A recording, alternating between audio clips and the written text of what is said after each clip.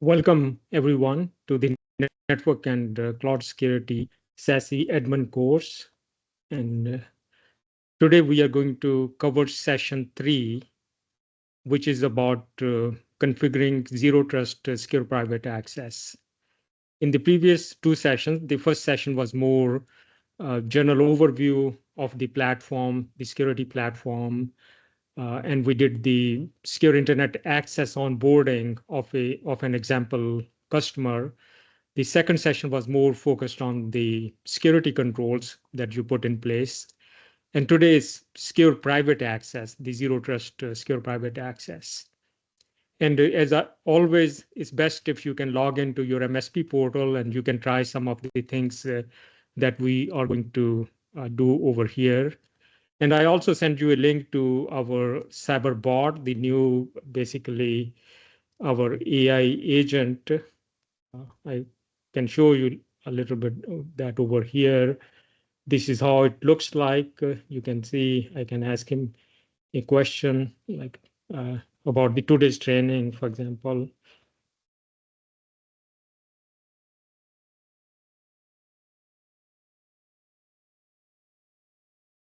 Yeah, how to configure zero trust secure private access. Let's see what answers it comes up with. So as it is coming up with the answer, you can see the other questions like our MSP partners are asking, you can explore those. This is all anonymous, right? You can ask a question and see what other issues or problems your MSP colleagues are facing and looking for help, right? And as you can see, you will see it will give a very, this is the, of course, it has the AI, the large language models running in the back, and you can see it will give you a very precise answer, like what you need to do, and with the links to the documents. You see, I mean, this is the first time I'm asking Cyberbot this question. I did not ask it before, but you will see this is what we are going to do today. Yeah, I mean, you can read that. If you go to chat at axiom.net, you should be able to see this question and you can read how good the answer is and maybe post your, is it good or it is bad? You can put that in the chat, any feedback on this one. Okay, let's come back to our course now. So this is the third session. I'll be covering most of that. Umanath is going to do the Cyber Gateway deployment because Cyber Gateway is a key component of Zero Trust network access. So these are the different things that we plan to cover today. First, why MSPs should embrace Zero Trust. Then the ZTNA, Zero Trust Network Access. Actually, Zero Trust is a more like a framework, and Zero Trust Network Access is one embodiment of that, like the secure private access. This is what we are going to focus on today. And we are going to learn the actual deployment models, and we are going to actually do the secure private access in real time today. Like, so this is the plan.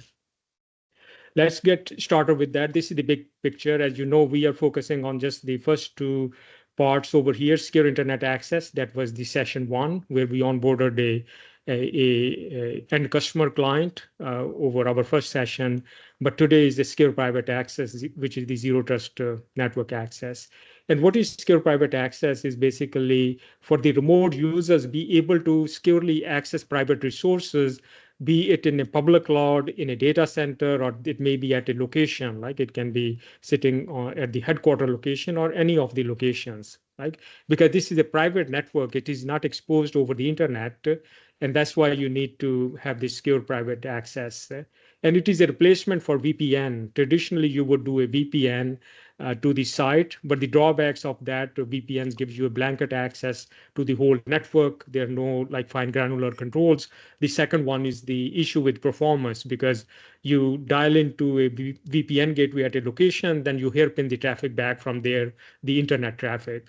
While with the mesh is doing the secure routing. Like when you need to access private resources, it will route to wherever those resources are, and your internet traffic, like the web and SaaS, will be directly routed. Like, so you will be on the fastest path always because mesh is going to do the secure routing to that. For secure private access, we need two components. We need to put an agent on the endpoint, like the client, and then we need to deploy a cyber gateway. Today, we are going to deploy a cyber gateway in Azure Cloud, but it can be anywhere in a data center. As you will see, you can deploy it in a virtual machine or on a box. Okay, so let's get started with that. So this is the example workspace tenant we are going to use today.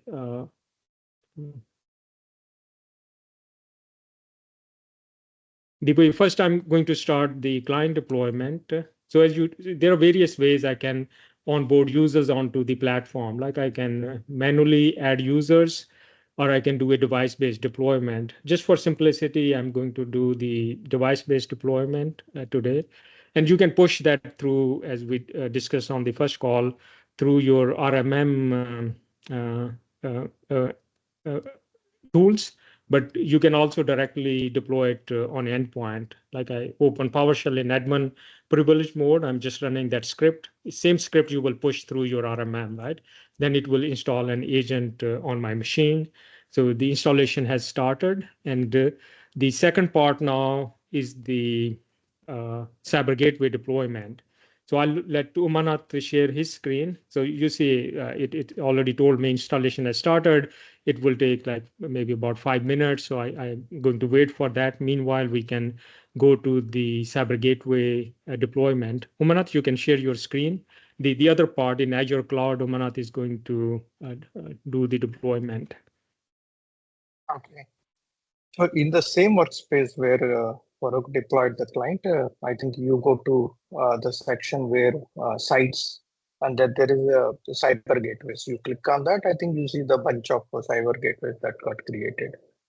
What we're going to do is here basically try to create a new gateway. So before adding the gateway, I think one of the prerequisites is prepare the VM. So what we have done in this case is in a public cloud, that's Azure cloud, we have already prepared a VM for the single interface deployment, and it is available. It's already been kind of Ubuntu has been installed in that, and the VM is available. So then once that prerequisite has been met, I think I'll come to the portal and try to access it. So most of the cases it's quite simple that you get the already whatever the cyber gateway that get created, it gives you a name and tag. If you want, you can change them. Or if you want, kind of in this case, what I'm going to do is I'm going to give my email ID. You can select the kind of admin. So each cyber gateway, you can have a different administrator. So whoever you identified as administrators in the workspace, any of them kind of you can choose. Why this is important is that later on, a lot of health notifications you are going to receive. Let's say that a cyber gateway goes down due to power kind of issues or anything, that you get all those notifications on that email ID. So you can select this email ID should be the one who take actions based on the kind of those emails received. Once you do that, I think if you don't need, if you need HA, you can enable HA. Otherwise, that's all. Like you just select the email ID and save it.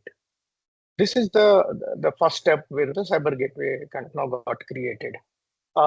Normally, what happens is when we deploy a cyber gateway in a VM, there is a subnet, kind of that local subnet. Let's say that it's going to be something like 10.0.2.0. So when you create a cyber gateway, TrustPaths are automatically gets added. So your default subnet where this VM is located, that automatically gets added as a TrustPaths. But what I think we'll come back to that how this helps basically. But in the kind of for the basically for today's deployment, I'll just manually add it. The way basically it's going to be done is 10.0.2.0/24. Pick up the subnet. You can basically select the kind of gateway. This is CGW 0239. Just now we do it, and then you can add this. But there is one thing called next hop gateway. Let me add this subnet, and then I come back to that part. Yeah. Let me add one more thing. And let's say that now we want to add something like a 10.0.3.0, which is not a default LAN, but it's a reachable from this basically cyber gateway. So in this case, the next hop gateway will be kind of is the one kind of helps. So if you have a different subnets, you can add them into kind of a cyber gateway, let's say in this case. And next hop gateway is going to be, let's say, the 10.0.2.10. That's like the basically the gateway or the switch, L3 switch you have configured for different subnets to be kind of reachable. You can add that. So next hop gateway is mainly used not for the default LANs. You have any other subnets, they get you use them for that. We'll come back to those parts again. So once that is been done, you kind of go back to Cyber Gateway. That is CGW0239, which we created. You can basically kind of copy this command. And I go to,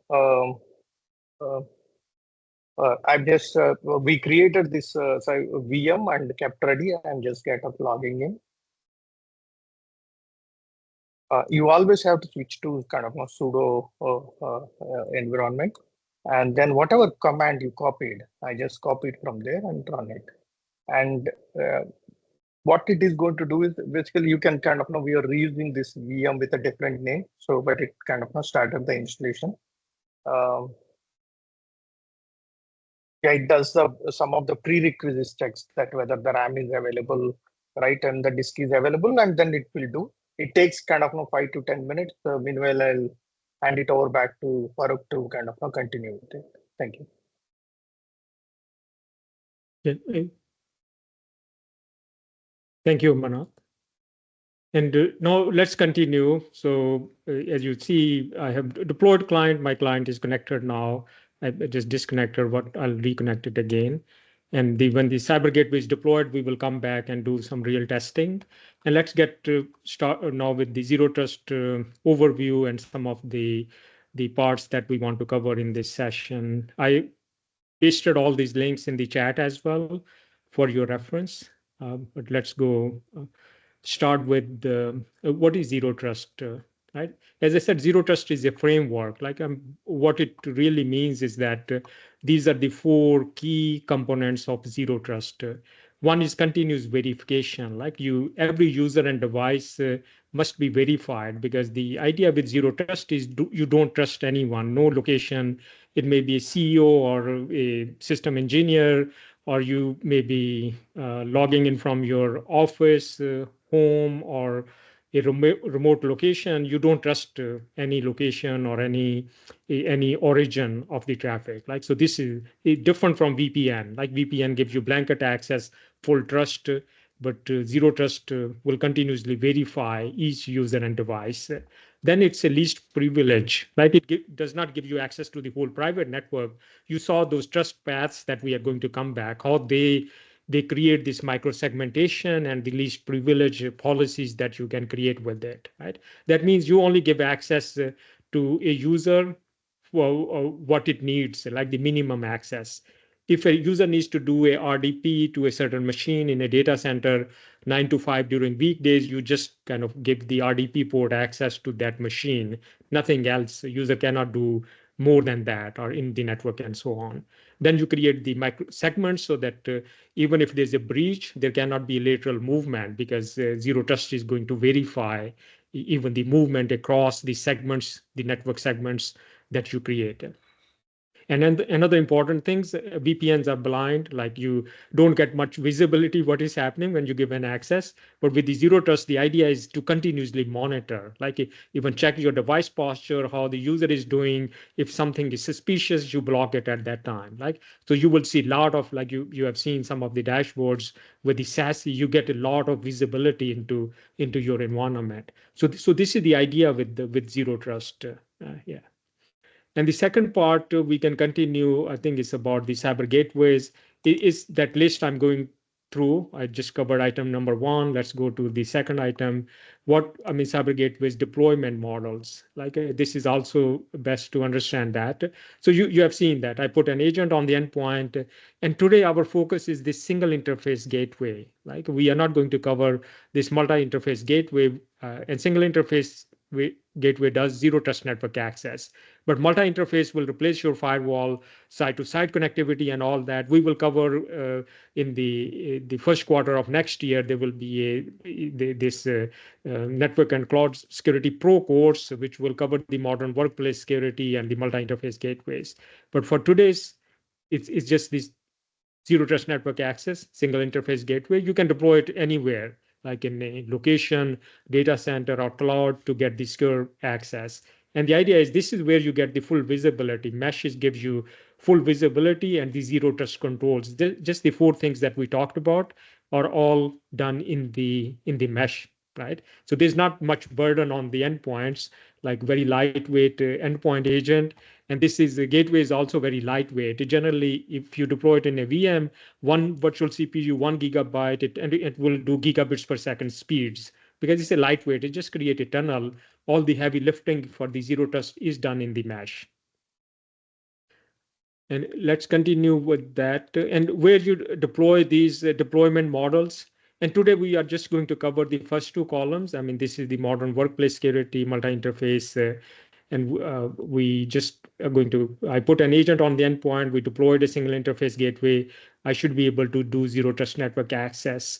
But we are going to put another interesting addition to that. We will also show how you can do agentless secure private access without putting an agent on the endpoint. That also requires a single interface gateway, and then we can do agentless ZTNA today, right? Let's continue with that. Zero trust paths. Umanath already covered some of that, but the idea is this next stop thing, it might not have been clear looking at the console, but the idea is again, now you already know the left part, I just going to focus on the right part. You can have many subnets, and each subnet you can create a trust path, like these green trust paths. I create 3 trust paths. They are directly reachable from the gateway on layer 2. I don't need to do anything else than creating the subnets. But then I have blue subnets which are not directly reachable from the gateway. Now I need a next hop, right? And it can be, for example, on the next network, like 150.0, it can be 150.1. I configure that as a next hop gateway. You saw in the configuration that was a possibility. And then you can reach these subnets as well. But you have to create these blue trust paths as well, because it doesn't give you the blanket access, zero trust access. So this is how the trust paths are going to look like. The first 3 are directly reachable. There's no need for a next hop gateway.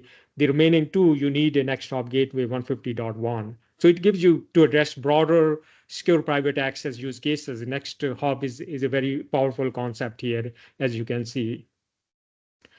Okay, let's continue with another important part is DNS, right? When you are doing secure private access, you have private domains, right? You don't want to uh, access things with the IPs, like IPs are difficult to remember and all that. But what Axiom allows you is you can specify your private DNS servers. We will see those in the console, right? And it's always first traffic comes to the Axiom mesh, and you will see Axiom will give you DNS server that like a .100 ending that.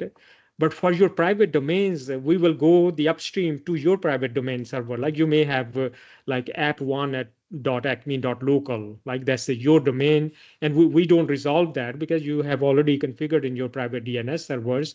And then you can specify private DNS servers.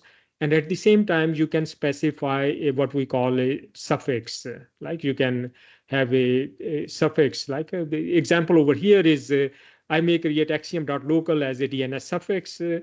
And then I will just do, for example, if I have to access servers .axiom.local, it's not only I don't need to enter an IP address, I don't need to enter the fully qualified domain name. I'll just say like access servers.axiom.net, I'll just see HTTP servers. I can access that. So this is also you will see in the console, another very powerful concept, like you can now access all your private applications with their domain names, even with their shortened domain names with the DNS suffix concept. And then this final document is more about the configuring the policies. I don't think we will have time about all the details in this one, but you can read this document. There's a lot of like, as the last session was about these multi-tier, multi-tenant, multi-policies, right, that we discussed, right? All those applies to zero trust network access as well. So you can explore those policies as well. Now let's go back to our console. Since I was connected earlier, let's see what is happening. let's start with the users. So I think this was the kind of script I deployed. Right now I'm disconnected. I'm going to connect from my app over here. I'm going to toggle the tunnel. And let's go to the gateway sites. Umanath, you can confirm if our gateway is connected or not yet. It's connected. Yeah. Yeah. So gateway is connected as well. And over here, let's go to the configurations where you can define your private DNS servers over here, right? With the DNS suffix and all that, like. But in our case, we just if you don't have a private DNS server, you can also add those domains over here under private domains. We also give you that flexibility. Like we just added app01 at axiom.local and so on right over here, private domains you can enter over here. So let me see if I'm connected, and now we can do some testing of it. It looks like I'm connected. If I try to go over here, I don't think it's clickable, but let me copy and paste it in my browser.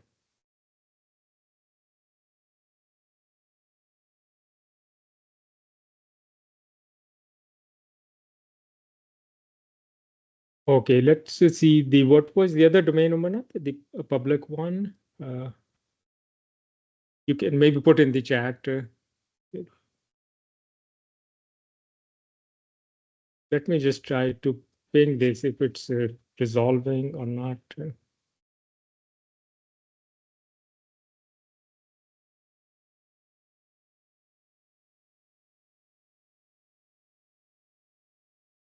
Yeah, so this should be it should be resolving to a private IP. So I'm just checking. Yeah, it is pinging. Maybe it is HTTP. I don't know. Let me just try it again.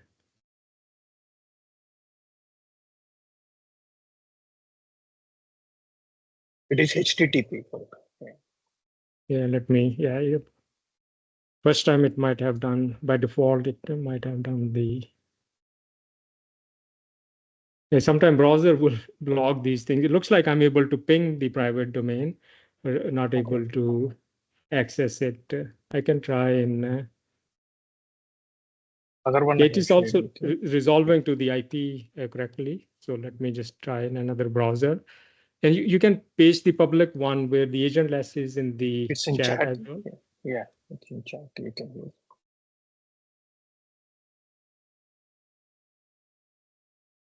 Yeah, somehow it's not liking the private domain. So let me go to the uh, chat and copy the other domain. So the second part was, let me just click on that. Yeah, that is working. So second part was this once we have that gateway, you see, I mean, this is a now a public domain. Like so, this is the agentless zero trust network access. Like we map your private applications to these domains, and now you can access these private applications without an agent on the endpoint. As you see, when I clicked on this link, it's the app running in that gateway. I'm able to access that, right? But for this one, I don't really need to have my agent turned on. Like, so one thing we can have the ping going on over here because I can ping the private application, and I'm going to turn off my agent over here. So yeah, when I turn off my agent, you see my ping is gone now. I cannot Yeah. access this For application. it's a sorry port 8000 you are supposed to use. Okay, I was missing the port. Okay, I'll come back. Yeah, this Yeah. is good. Then I can come back. You can see this now is timing out. I cannot access this private IP and private domain, like because I turned off my agent. Like I'm not connected now, as you can see. But on the public that domain that should still be accessible. Let me see where it is in the chat. I'm going to click that one more time. Yeah, I somehow need to stop sharing the thing. Yeah.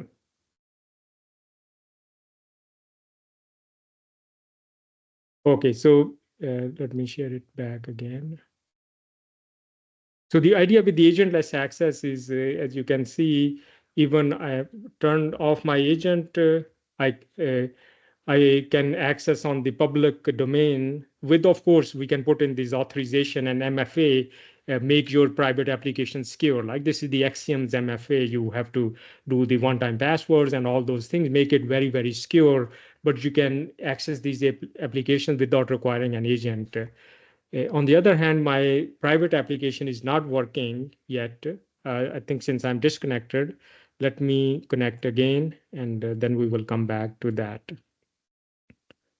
So once I'm now connected, I should be able to access the private application if the port was the issue.